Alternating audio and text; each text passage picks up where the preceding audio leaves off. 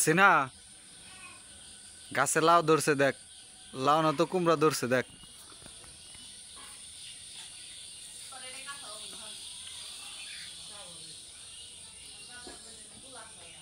আসসালামু আলাইকুম, সবাই কেমন আছেন? আশা করি সবাই ভালো আছেন। তো আপনাদের দোয়া আমি অনেক ভালো আছি। তো আজকে আমি আপনাদেরকে দেখাবো যে আমি একটা কুমড়া গাছ বুনছি। তো দীর্ঘদিন এইভাবে মানে থাকার পর তো হঠাৎ করে দেখলাম যে দুইটা কুমড়া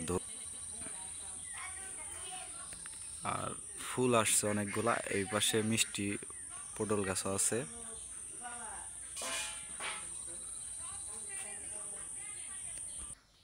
এই পাশে ফুলের অভাব নাই আসলে, যত ফুল আসে তত ফল আসে না।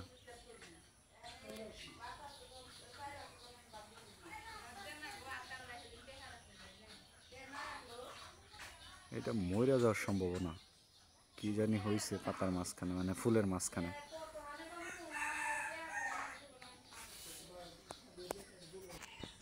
মানে এমনভাবে ফুল ধরছে মনে হয় যে ব্যক্তি ফুলের থেকে ব্যক্তি আর কি কুমড়া বাঁচবো।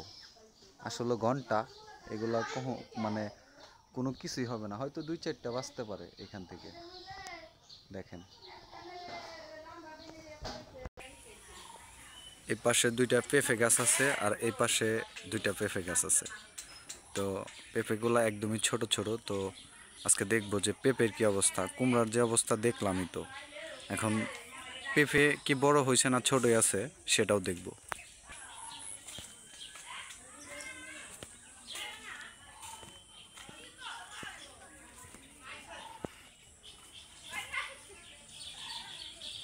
নিচের গোলা একটু বড় হয়েছে, এই যে নিচে দেখা যায় এগুলো একটু বড় হয়েছে, আর উপরে এখনো ফুল আছে।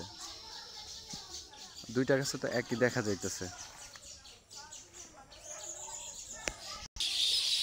এই পাশের গাছের কি অবস্থা? একই অবস্থা, উপরে বড় ফুল আছে আর নিচে কিছু বড় হয়েছে। এই পাশটা প্রচুর জঙ্গল হয়েছে, মানে যাকে বলে আগাছা, এগুলো পরিষ্কার করতে হবে। তো যদি একটা সময় পাই, এগুলা সব পরিষ্কার করে এই জানলাটা দেখতেছেন এইখানে আর কি সামনে একটা ফলের গাছ লাগিয়ে দিব। ঠিক আছে, অন্য একটা শাকসবজির গাছ লাগিয়ে দিব।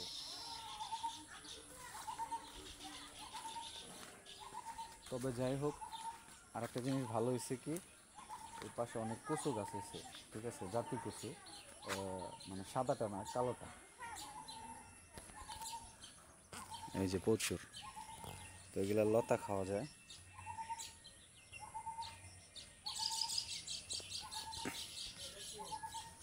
যাই হোক, সবাই ভালো থাকবেন, সুস্থ থাকবেন। আসসালামু আলাইকুম।